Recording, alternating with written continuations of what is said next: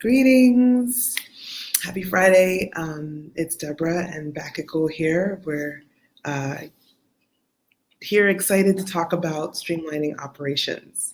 So I just wanted to we want to talk about something really specific today because it's there's so much to this, but we're just going to cover some of the root causes of some of the challenges that a lot of founders and leadership face in a company in operations. So, for example, one of the biggest challenges is inefficiency. I know I saw this in my career coming up as an engineer, where there were certain quality assurance, quality control measures that I was aware of on my side of what I was doing, but there was nobody to pass that information on to. When I tried to pass the info on to other people, it didn't really go anywhere. And so the next person after me had to go through the same, set of hurdles and frustrations trying to figure things out. And it can be easy to say, oh, that's covered in a handbook, or that's covered in a manual, or in our SOP, standard operating procedures. However, oftentimes there may be a manual or a handbook or SOPs there. It doesn't mean that A, they're up to date, B, they're even useful for what the person's challenges are, or C, that anyone actually uses them. So that was definitely the case in the companies that I worked for. They were large, they had standard operating procedures, but often they were just collecting dust, that they weren't actually used, or they just weren't relevant for what the challenges that I was facing. So when we have these inefficiencies, it really weighs down on the business, and you start to see it in things like product quality, getting consistent quality, or even in being able to deliver those products that whether it's a drawing or a service or an actual physical, tangible thing, delivery often becomes problematic when there are huge inefficiencies to get things out on time and in the manner that you would like. Do you have anything to add? Yes, that's something I seen myself too at the very beginning of my career. It's like there is no communication between the several departments, and it was how I can say, even asking questions and informations to put together, I was seeing awkward. It was not. It's like there was some kind of unwritten policies, right, that you had to adhere to, and then as a result, there were the external stakeholders suffering from that, right? But also having that not very healthy, not very friendly environment internally in the company. Yeah. Often too, if someone leaves the company, then someone else has to figure it all out all over again. So there's no continuity, and that's not great for your employees.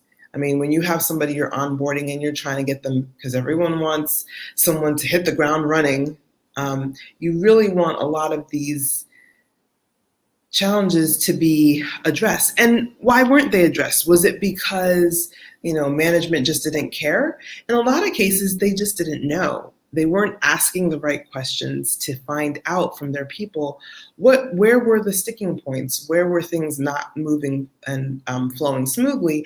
And then once they got that information, actually taking action on it to make sure that those things were truly addressed. Now, the thought that a lot of people have is, well, I need my people to be proactive and tell me. Again, for someone to tell you that something isn't working, first of all, it takes some substantial courage. But then second of all, once they tell you, and if you don't take action on it in a reasonable time frame and in a reasonable manner, they're not going to believe that you're actually truly interested in the best interest of everyone. They'll see it as you're only interested in your own best interests. Oh, we have some glitching here. Hopefully the connection's a little bit better. So this also shows up even with the vendors and suppliers, because they also sense that it's every man for themselves, And so then they're trying to see how they can protect themselves. Either they don't feel as comfortable with the agreements that they have, or they try to hike up prices, or they put you on the back burner when you have concerns and questions for them. Whatever it might be, all of those things come from a lack of, well, that's where we're coming to now. All those things, the root cause is a lack of trust and safety for the people involved. When it's every person for themselves, and when they don't feel like they actually have the support of the people who are leading them, then they feel like, okay, well, if it's every person for themselves, then I'm going to watch out for myself, and I'm not going to concern myself with something that I could do for someone else that will end up in the end probably being detrimental for me. Yes, so this is the, like, when there is a competition within the company, within the same department or between departments, this is what happens, because I don't trust others, right? And then, of course, like, I have to think about my own good, my own benefits and promotions, etc. But we forget still nowadays we start to talk more about ecosystem, right? Internal and external too. But still, the problem is most of us, of the operating companies right now, don't know exactly what is it.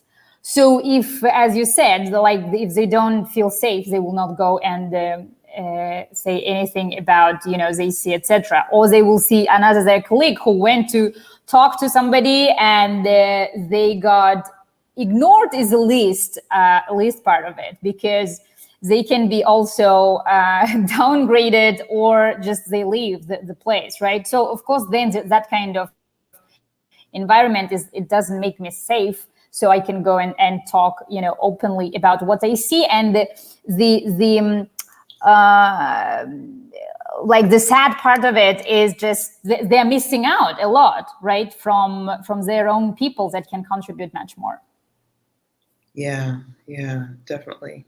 So you don't have to fire the low performer. You don't have to train or hire quality assurance inspectors.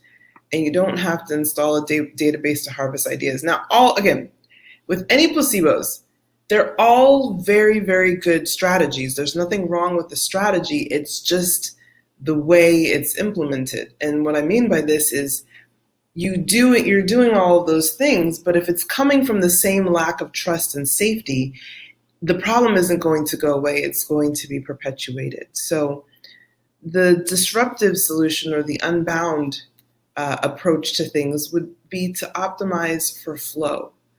To do that, you have to create an environment of safety and trust, because flow is defined really as when mind, body, and soul, in this case of the company, are all moving in the same direction. So we've touched on the soul of the business quite a bit in the previous lives, where we've talked about its unique purpose, its unique reason for being in existence. And we've also talked a little bit about the mind of it, namely like the intellectual property, the mind of the people who are running the company, making things happen. So when all of these elements are moving in the same direction, then you have integrity. When you have integrity, you create the greatest amount of safety, and you create the greatest amount of opportunity for trust to exist, and thus you create the greatest opportunity for flow, or optimized for flow. So when you are able to create that environment of trust and safety, these issues with efficiency and lack of proper communication, or feeling like there are all these low performers, or all these extra people that you have to hire to check people's work, or to audit, or to fix things, that all kind of starts to gradually go away, because those were just all symptoms or placebos for the main cause, which was that there wasn't trust and safety in that environment. Yes, I'm with you, Deborah. The only thing I would add now, and as a fear for employees, is about, now everybody's talking about AI replacing workforce and robotization, etc. That's exactly how you can have that environment when it is created really with trust and